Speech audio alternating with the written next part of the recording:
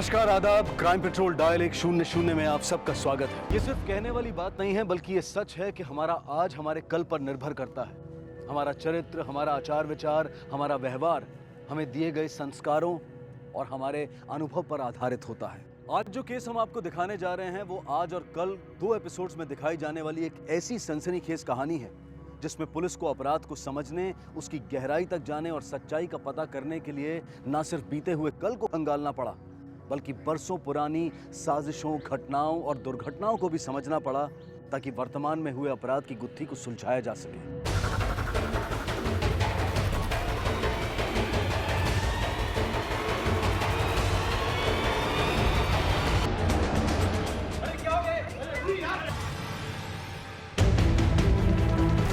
Building के security guard ने हमें फोन करके बताया कि चौथे माले से गिरकर इनकी मौत हो गई है। चौथे माले पर बड़ी बेटी मित्रा के साथ रहते थे। ये छोटी बेटी पलक।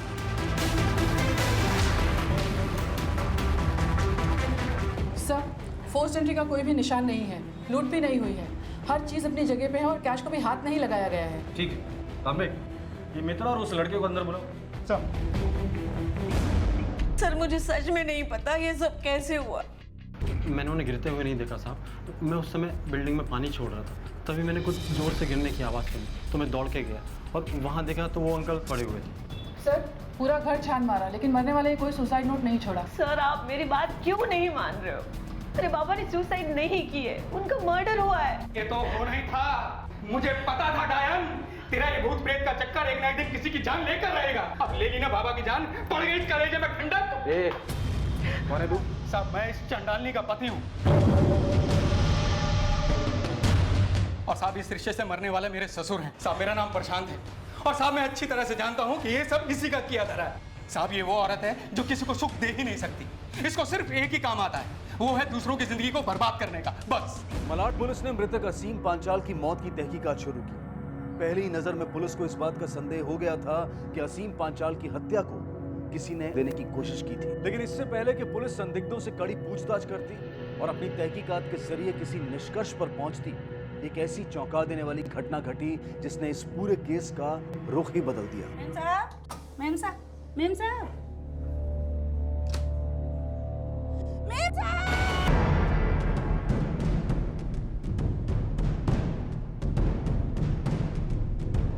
जिसने भी मारा है बड़ी बेरहमी से मारा है। मैडम मैं अपने फ्लैट में थी। आपको इस हादसे के बारे में किसने बताया? वॉचमैन ने। सर उस वक्त मैं घर पर नहीं था सर। कहाँ था? वो हॉन्टेड प्लेस होता है ना सर, वो ढूंढने गया था।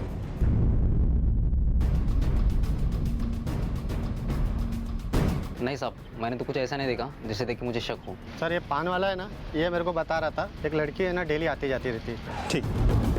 हाँ एक लड़की थी सर, एक आती थी 10-12 दिन से, 20-21 साल की होगी। वो मित्रा जी के घर पे देखती। उसकी शक्ल याद है? स्केच बनवा सकते हो?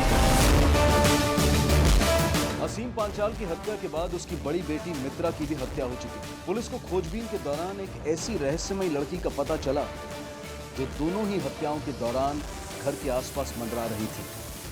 पुलिस ने उसका स्केच बनवाया लेकिन कोई भी उसकी शिनाख्त नहीं कर पा रहा था।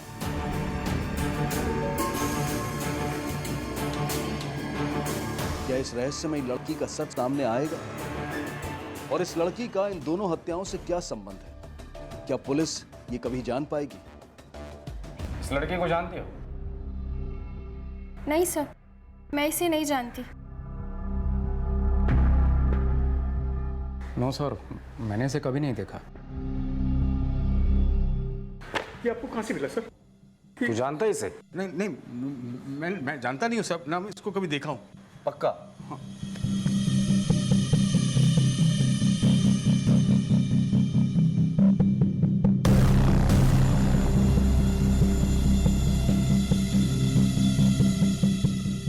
ठीक है, जा तू, जरूरत पड़ी हो दोबारा।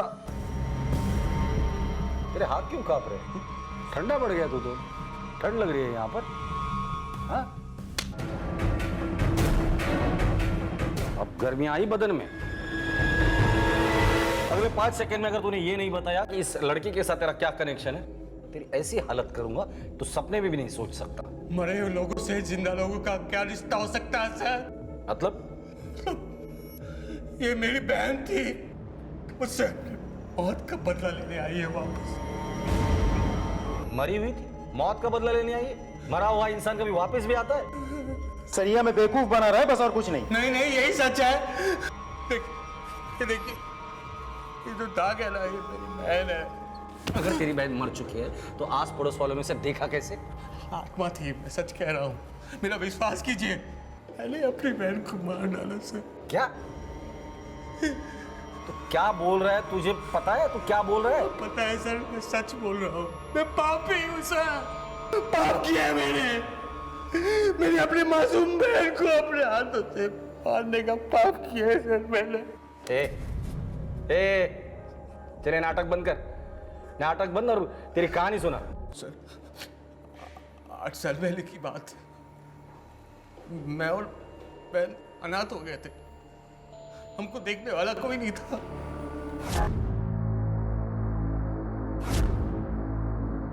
तो मामा ने हमको अपने घर ले गए।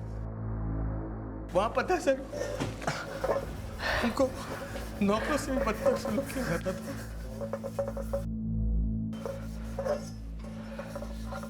रतीब, ला छोड़ उसे, ला दे, मैं धो। अरे नहीं दादा, मैं अरे मैंने बोला छोड़। दादा मैं कर लूंगी। मैंने बोला ना छोड़, दे दे, मैं धोता हूँ ना।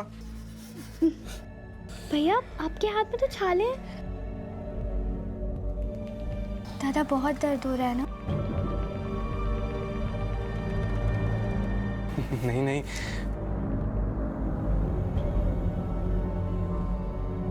तेरे बर्तन धोने से ज्यादा दर्द नहीं हो रहा। तू छोड़। दादा आपके छाले अरे मैं कर लूंगा, कितनी कमी तो उस बर्तन है, मैं कर लूंगा। दादा मैं कर लेती हूँ। अरे मैंने बोला ना, बस हो गया। रहने दो। हो गया, देख। बच्चों मम्मी, मुझे माफ कर देना। अगर मेरी तबीयत ठीक होती तो मैं ये सब काम तुमसे नहीं करवाती। नहीं मम्मी। अरे रंजन, तेरे हाथ में तो कितने छाले पड़े हैं। रति, जा मलम लेके आ। जी मम्मी। आजा, ये इकडे बस। खूप दुखत असेल ना? नहीं नहीं मम्मी, बस। रंजन, मैं तुझसे एक बात बोलती हूँ, अपनी बहन को कभी अकेला मत छोड़ना, उसका ख्याल रखना। नहीं नहीं मम्मी, कभी उसे अकेला नहीं छोड़ूंगा। अनलस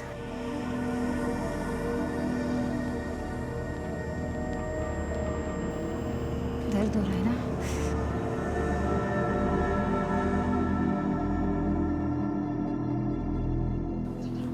इसका ख्याल रखना और अपना भी। जी मम्मी।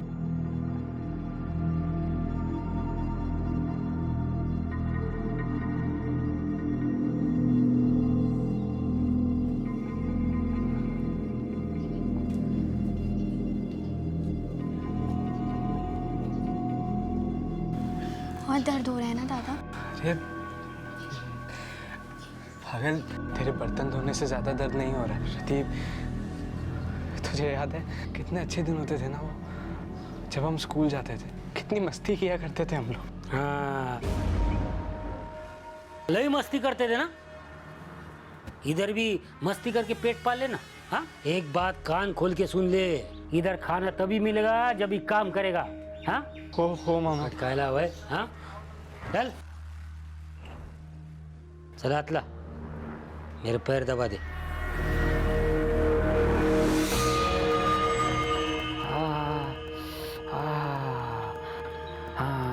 इधर इधर, हा, थोडं वरती वरती. अरे इथे म्हटलं ना. अरे फुलासारखा हाथ है रे तुझे. तेरी मामी बीमार रहती है, मेरे को खुश करने के लिए जो करती है ना, वो तू भी कर ले आज. हाँ माँ, मुझे कुछ समझ नहीं आ रहा. क्या बिना पानी के रावस मासड़ी जितना तड़पेगी उतना ही मजा आएगा।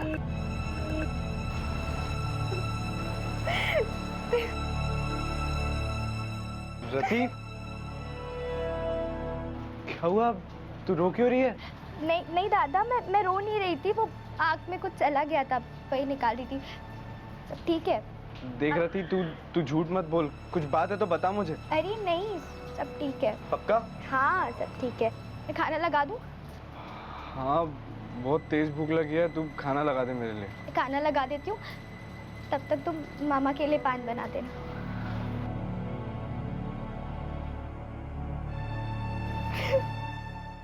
बुगडी माझी सांडली ग, जाता साताऱ्याला, हो जाता साताऱ्याला। मामा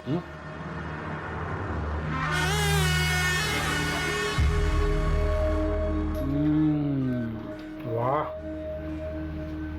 लय जकास पान बनवतो सर. जेवलास का?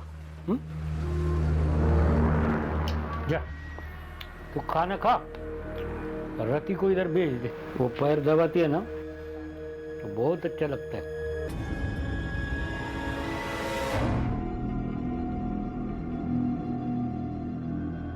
दादा, तू गई नहीं मामा के पैर दबाने? तुम्हारे यहाँ जो मजदूर काम करते हैं उन्हें रोज का कितना मिलता होगा? उन्हें दिन का कुछ 200 रुपये मिलता है। 200 रुपये में तुम कहीं भी बाहर अपना गुजारा कर सकते हैं ना? क्या हुआ रति, कुछ बात है क्या? दादा, मुझे यहाँ नहीं रहना, मुझे मामा के पैर नहीं दबाने, मुझे यहाँ नहीं रहना है।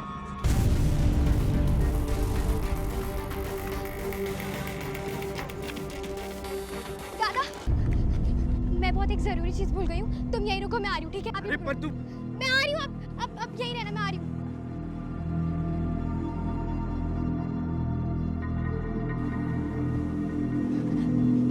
चलो। तू लेने क्या गई थी? मैं आपको सब बाद में बता दूंगी, अभी आप चलो। फिर हम नासिक चले गए।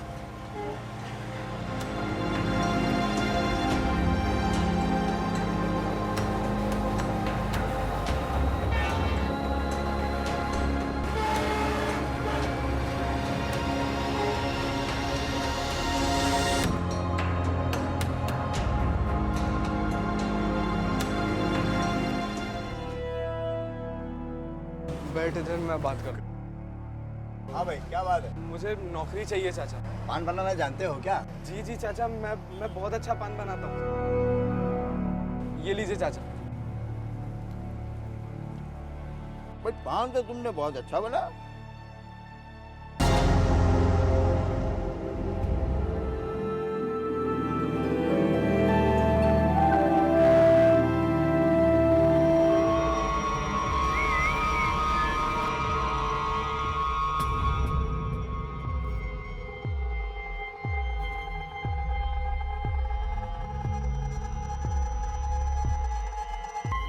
बेटा रंजन। जी चाचा। एक बात कहनी थी बेटा। कहिए ना। सबसे पहले तुम अपने रहने की व्यवस्था कर लो। तो बात क्या है, पान की दुकान पे तुम्हारी बहन का रहना अच्छा नहीं लगता है।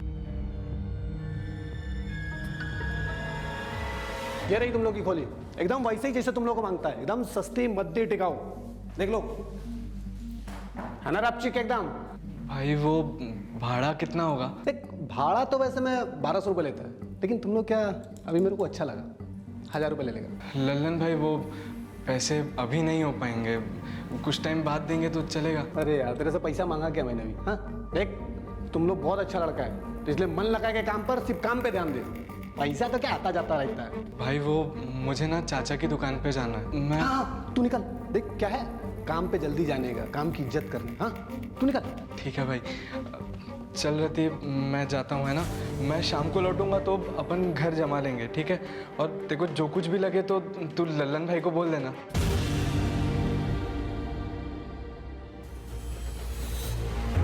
चाचा। अरे रंजन बेटा, ये जल्दी वापस आ गया? जी चाचा, रहने का इंतजाम हो गया है, 1000 रुपये महीने पर खोली मिली है। इतनी सस्ती? किसने दिलवाई? वो लल्लन भाई जी है ना, वो सुंदर मोहल्ले वाले, बस उन्होंने ही दिलवाई है, और घर के सारे सामान का इंतजाम भी वही कर रहे हैं। बहुत अच्छे इंसान है वो लल्लन जी। अरे एक नंबर का छटा हुआ बदमाश है वो। जल्दी जाके देख, उसने तेरी बहन के साथ कुछ कर ना दिया हो। जा भाग, जल्दी जा।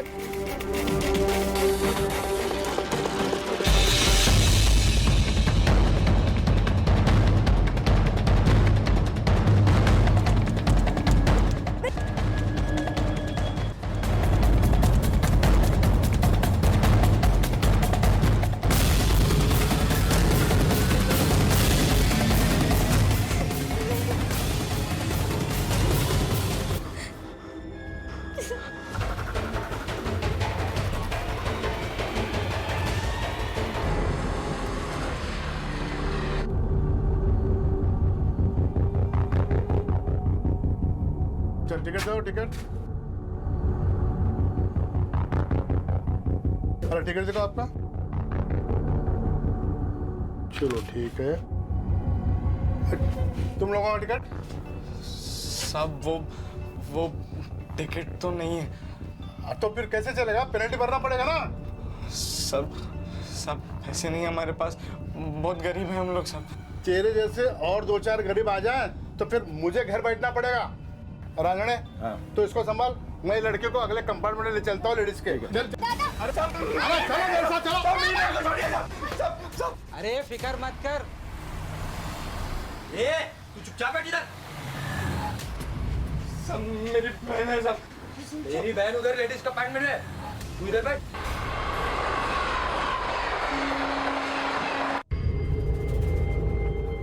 दादा देखो, मैंने टिकट भी बनवा ली और मुझे कुछ पैसे भी मिल गए।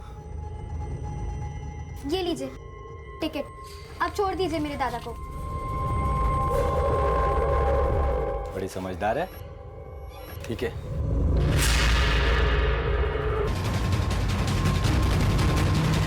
कहाँ से लाई तू ये पैसे? बता कहाँ से लाई? कहाँ से लाई ये टिकट? दादा दादा मेरी बात तो सुनो। तुमने दादा इज्जत में मेरी इज्जत डुबा दी। दादा मेरी बात सुनो। क्या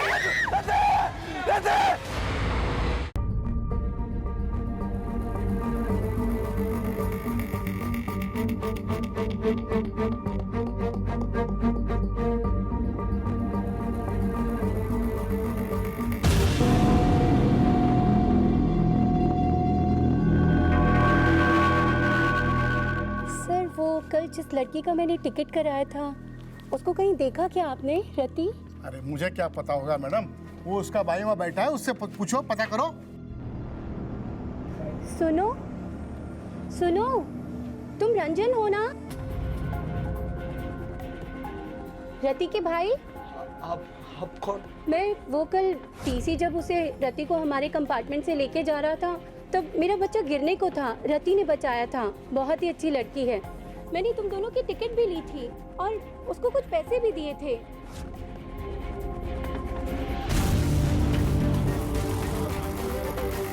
आपने उसे पैसे दिए थे? हाँ मैंने उसे पैसे दिए थे। आपने उसका टिकट कराया था? हाँ मैंने कराया था। सच कह रहे हैं, आपने उसे पैसे दिए थे? अरे हाँ मैंने दिए थे।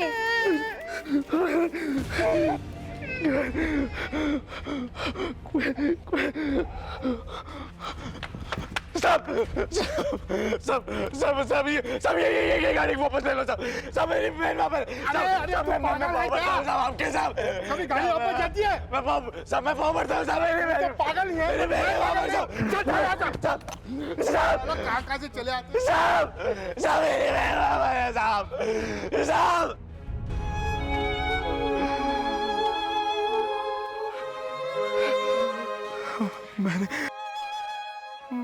मैंने रति को मार दिया। मैंने रति को मार दिया। रति! रति! रति! रति!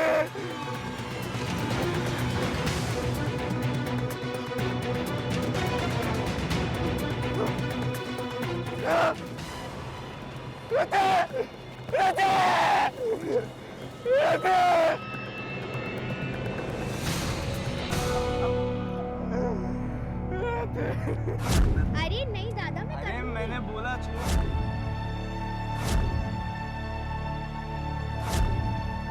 झटके में मेरी इज्जत डुबो दी। तूने बुड्ढे को क्यों मारा? मैंने अपनी बहन को मार डाला सर। मैंने अपनी बहन को मार डाला सर। वो बदला लेने आई है सर। बदला लेने आई हूँ। मेरे साथ रहने वाले एक एक को मार डालेगी सर।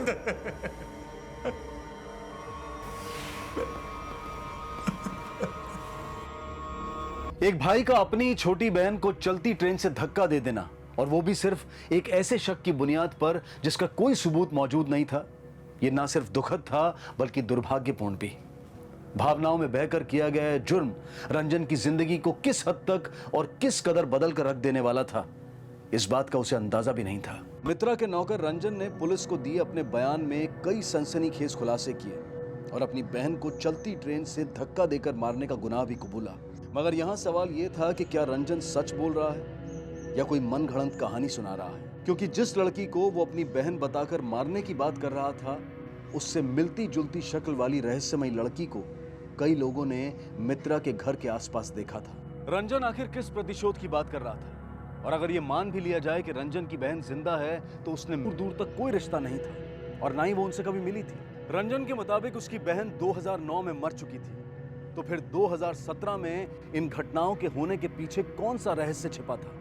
क्या 2009 की घटना और 2017 में हुई इन घटनाओं के बीच कोई संबंध था?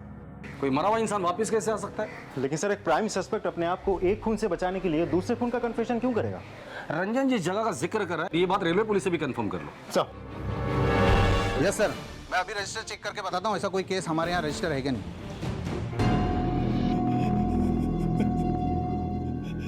मेरी प्यारी मुझे माफ कर दो। मुझे माफ कर दो मेरी।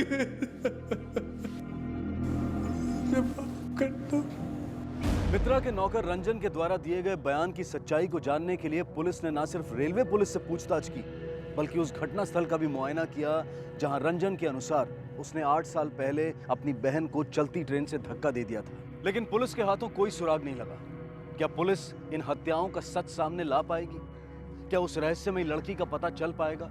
और सबसे बड़ा सवाल ये कि अगर रंजन के मुताबिक उसकी बहन मर चुकी है, तो लोगों ने मित्रा के घर के आसपास किसे मंडराते हुए देखा? सर, मैंने रेलवे पुलिस से बात की, लेकिन ऐसा कोई भी केस वहाँ रजिस्टर नहीं हुआ है। कुछ समझ में नहीं आ रहा सर क्या हो रहा है। और रंजन जिस जगह का जिक्र कर रहा था, ये उस जगह के कुछ फोटोग्राफ्स हैं सर। 8 साल बीत चुके हैं और उस पर्टिकुलर स्पॉट पे ट्रेन बहुत स्पीड में चलती है। तो 8 साल पहले भी चलती होगी। वहाँ से गिर के बचना ऑलमोस्ट नामुमकिन है सर। तो फिर रति की लाश रेलवे पुलिस या रंजन को क्यों नहीं मिली? सर, ऐसा भी तो हो सकता है कि वो ट्रेन से गिरी और किसी झाड़ी में जाके गिर पड़ी जहाँ किसी की नज़र नहीं गई होगी, और फिर किसी जंगली जानवर ने उठा के खा लिया होगा। तो तुम्हारे कहने के मुताबिक जिस लड़की का स्केच हमने बनवाया वो रंजन की बहन रति नहीं बल्कि कोई और है। लेकिन सर, रंजन की बहन जैसे दिखने वाली किसी और के साथ काबरे, जब भी कोई धागे उलझते हैं ना, तो उसे सुलझाने के लिए शुरुआत उनके सिरों से करनी पड़ती है। हम भी वही करेंगे। मैं एक टीम लेकर रंजन और रति के गांव चले जाता हूँ। तुम यहीं रहकर इस केस का इन्वेस्टिगेशन करो और मुझे अपडेट करते रहना। सर। हाँ सर, 8 साल पहले ही जल के मर गया था। गांव वाले को पूरा हकीन है, रंजन और रीति ने मारा है। अभी उसके घर पे कौन है? उसकी औरत रहती है। रहता कहाँ है वो? आगे जाके दाएं मुड़े। ठीक है। सब मुझे अच्छे से याद है। उस रात कोई लालटेन लेकर मेरे पति के कमरे की तरफ गया था। मैं हमेशा बीमार रहती, इसलिए मैं उठ नहीं पाई, पर मुझे थोड़ा थोड़ा याद है। शायद रति या रंजन में से कोई था। थोड़ी देर में ही उनका कमरा आग की लपटों में गिर गया। उसके बाद रति और रंजन कभी नहीं दिखे। तो साहब, एक बात मैं बोलती हूँ, मेरे पति के कर्मों का फल उनको मिल गया। वो कमी ना अपने ही भांजे पर बुरी नजर रखता था। अगर मेरे बस में होता ना, तो मैं खुद उसे मार देती। आपने फिर कभी रति और रंजन को देखा है? नहीं। आपने इस लड़की को देखा है कभी? नहीं, मैंने तो इसे कभी नहीं देखा। मित्रा के बारे में क्या जानती हो? अरे सर, वो मित्रा मैडम, उनसे तो दूर रहना ही अच्छा। काला जादू, टोना टोटका सब करती थी वो। नहीं छोड़ूंगी तुझे, नहीं छोड़ूंगी। सर, मैं 1 लाख रुपया इन्हें एडवांस देकर गया था। प्लीज़ मित्रा जी, आप समझने की कोशिश कीजिए। मैं मैं बड़ी उम्मीद लेकर आपके पास आया हूँ। हमारे पिताजी पुराने ज़माने के टिपिकल बिजनेसमैन थे। उन्होंने जितना पैसा बैंक में रखा उससे कहीं ज़्यादा इधर उधर छुपा कर रखा था। वो बताते थे कि जब मैं जाऊँगा तो कौन सी दौलत कहाँ छुपा कर रखी है सब बता कर जाऊँगा। मगर अचानक उनका इस तरह देहांत होने से सब गड़बड़ हो गई। प्लीज़ मित्रा जी, आप मेरे पिताजी की आत्मा से पूछ कर ये बता दीजिए कि उन्होंने वो दौलत कहाँ छुपा कर रखी है। पैसे तो मिले नहीं और काम भी नहीं हुआ। मित्रा और उसके पिता का रिश्ता कैसा था? पिताजी के साथ उनका सब बढ़िया था।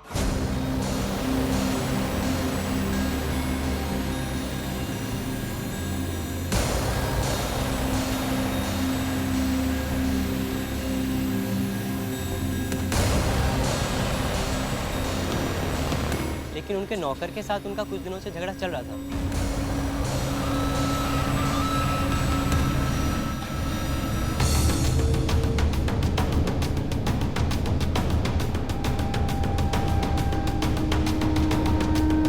कहाँ गए थे? वो मैं क्या वो मैं सीधे सीधे बताओ, देर रात कहाँ थे? आपको उससे कोई मतलब नहीं है। मुझे मतलब है, बताओ कहाँ गए थे? आपका नौकर हूँ, आपके इशारों पर नाचने वाला गुड्डा नहीं। मैं कहाँ जाता हूँ, किससे मिलता हूँ, कहाँ से आता हूँ, इससे आपको कोई लेना देना नहीं होना चाहिए। आप ही इस बिल्डिंग के सेक्रेटरी हैं? जी हाँ। मित्रा और रंजन के रिश्ते के बारे में आप क्या जानते हैं? मित्रा और रंजन का पता नहीं, पलक के साथ उसके रिश्ते अच्छे नहीं थे। मतलब उनके बाबा की मौत के बाद प्रॉपर्टी को लेकर दोनों बहनों में बहुत झगड़े चल रहे थे। हर चीज पर हक जताना छोड़ दो दीदी। मैं इतनी पागल नहीं हूँ कि जो इतनी आसानी से सब कुछ भूल जाऊंगी। जिस चीज पर सिर्फ मेरा हक है ना, उसे मैं ज्यादा दिन तक आपके पास रहने नहीं दूंगी। मैंने तो कई बार मित्रा के नौकर रंजन को पलक के घर में चोरी छुपे आते जाते देखा है साहब।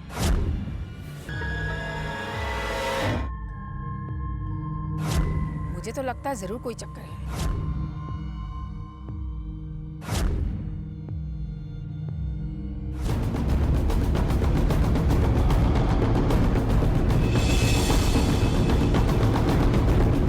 साहब, मैं आपको कुछ बताना चाहता हूँ। मेरे पैसे क्यों निकाले? बोल के निकाले। और एक बात कान खोलकर सुन लो, मेरी आज की इस बेइज्जती का बदला तुम्हें अपनी जान देकर चुकाना पड़ेगा। छोड़ूंगा नहीं मैं तुम्हें।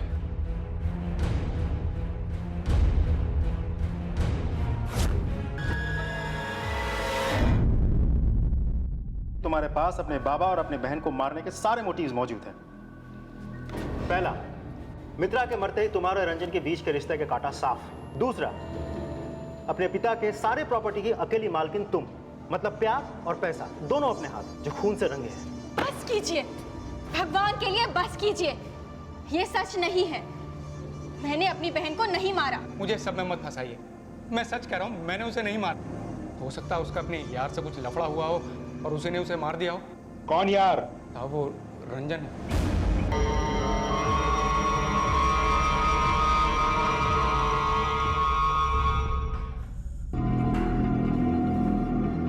मुझे माफ कर दो मेरी प्यारी बहना। उठ उठ। पहले तूने मामा को मारा, फिर मित्रा के बाबा को मारा और फिर मित्रा को मारा। अब मुझे सब सच सुनना है। चल बता, सच क्या है? अरे बताया तो था साहब आपको। मेरी बहन की आत्मा ने मारा है सबको। घर से भागे थे तो रति कुछ देर के लिए वापस घर लौट के गई थी। दादा, मैं बहुत एक जरूरी चीज भूल गई हूँ। तुम यहीं रुको, मैं आ रही हूँ, ठीक है? पर शायद वो बदला लेने के लिए गई थी सर। जैसे उसने मामा को मारा उसी तरह मित्रा उसके पापा को मारा होगा सर। अब मुझे मार देगी सर, मुझे मार डालेगी। राम राम सर। राम राम। वो रंजन को क्यों पकड़े? मर्डर का केस है उसके ऊपर, अंदर पूछताछ चालू है। या डॉक्यूमेंट मध्ये नावच नाही देत। सर, एक बुड्ढा बाहर पूछताछ कर रहा है कि वो लड़का रंजन जिसे हमने लॉकअप में रखा है उसकी हालत कैसी है। बुड्ढा? कहीं इस केस से रिलेटेड कोई इन्फॉर्मेशन तो नहीं है उसके पास? फौरन बुला लो उसे। सर। दादा, नई सड़क चलोगे? जा रहे हैं। ऑटो ऑटो रुको। अब क्या करें सर? निपा, एक काम करो, इस सीसीटीवी का फुटेज निकालो। इस आदमी और इस ऑटो के डिटेल्स इस सीसीटीवी में जरूर कैप्चर हुआ होगा।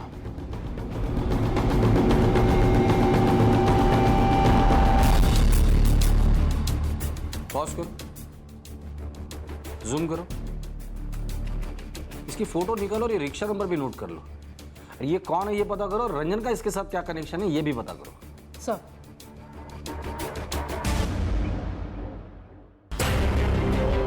ये आदमी जब तुम्हारे ऑटो में आके बैठा था तब तुम ही ऑटो चला रहे थे ना? साहब पर मैंने कुछ नहीं किया साहब। कोई बात नहीं, डरो मत। हमें सिर्फ इतना बता दो कि तुमने उस आदमी को कहाँ छोड़ा था? सर सिटी लॉज में छोड़ा था। City laws?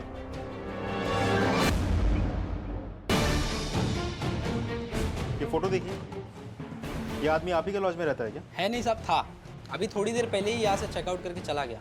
आपको कोई आइडिया है वो किस लिए रुका हुआ था? कोई बिजनेस ट्रिप वगैरह? ये किसी मेडिकल ट्रीटमेंट के लिए आए थे सर यहाँ पे, और आज की ट्रेन से ये वापस अपने गाँव जा रहे हैं। Thank you sir. मैंने लॉज में आके पूछताछ की तो पता चला कि वो बूढ़ा आदमी इस लॉज से चेकआउट कर चुका है।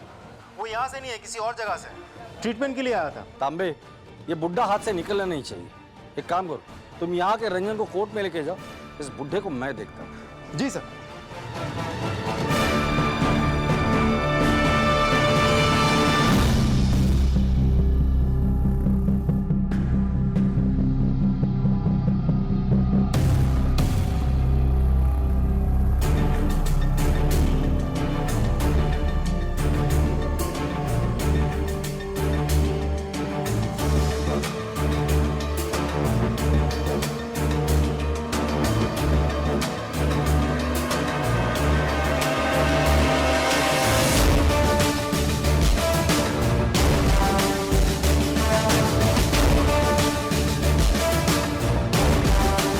रंजन से मिले बगैर ही जाओगे?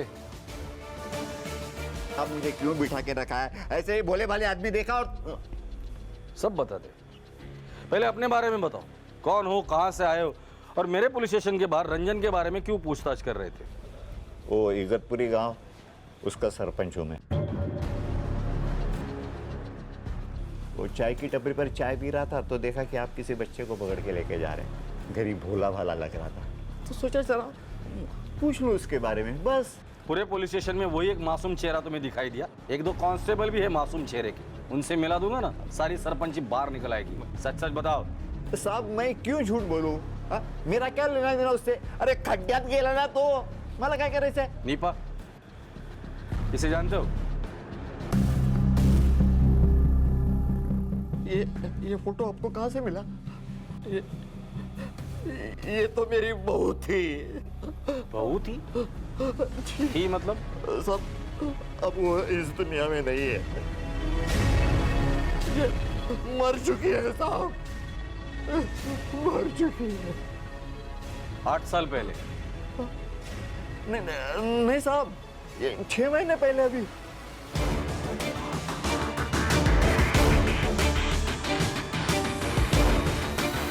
क्या रंजन का इन सब से कोई संबंध था? जब रंजन ने अपनी बहन को 8 साल पहले ही चलती ट्रेन से धक्का देकर मार दिया था तो फिर सरपंच कैसे कह रहे थे कि वो उनकी होने वाली बहू थी? ये तो मेरी बहू थी, मर चुकी है साहब। और वो 8 साल पहले नहीं बल्कि सिर्फ 6 महीने पहले मरी थी। क्या सरपंच झूठ बोल रहा था? लेकिन जब उसने कुछ गलत किया ही नहीं था तो झूठ बोलकर उसे क्या हासिल होने वाला था? या फिर कहीं ऐसा तो नहीं था कि रंजन ने अपनी और अपनी बहन की जो कहानी पुलिस को सुनाई थी वो झूठी थी? आत्मा थी, मैं सच कह रहा हूँ, मेरा विश्वास कीजिए। मैंने अपनी बहन को मार डाला। इन सारे सवालों के जवाब हमें मिलेंगे कल इस केस के दूसरे और आखिरी भाग में। अब मैं अनूप सोनी आपसे विदा लेता हूं, फिर मुलाकात होगी। तब तक अपना और अपने परिवार का ख्याल रखें और देखते रहें क्राइम पेट्रोल डायल 100। सबक एक को सीख हम सबको। जय हिंद। क्राइम पेट्रोल के ऐसे ही मजेदार एपिसोड्स देखने के लिए हमारे चैनल को सब्सक्राइब करें